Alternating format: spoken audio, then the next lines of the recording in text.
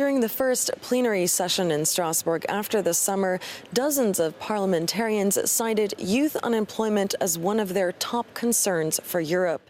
During a debate on the issue, MEPs were divided on how the EU can and should be involved in creating jobs that will lift the bloc out of recession. With almost 27 million men and women in the EU unemployed, 10 million of those in the euro area and 5 million of those between the young ages of 15 and 25 years, the European Parliament says a highly celebrated youth guarantee will not alone solve the problem.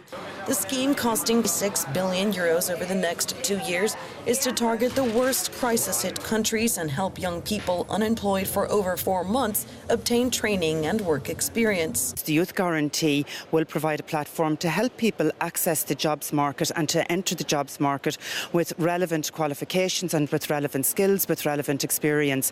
But certainly we do need the accompanying growth in Europe to ensure that we turn the skills and experience and the quality placements that we're creating through the youth guarantee into real sustainable jobs into the future.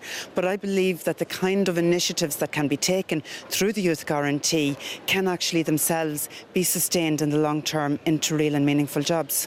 But before 2 successful votes on the resolutions in Strasbourg, MEPs said there was more work to do, including improving education at schools to match job market requirements, as well as extending the age limit for traineeships to jobless adults under 30 years.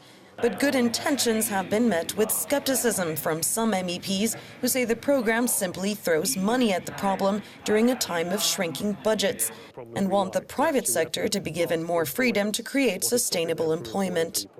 Sometimes it's the sort of high level of what we call social protection here. It makes their job markets less flexible.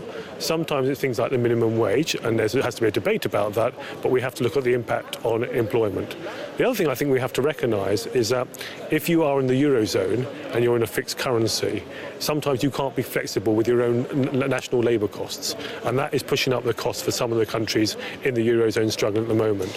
EU member states are being pressed to make good on their Council decision last July to adopt the Youth Guarantee Scheme, ensuring those most vulnerable get back into work.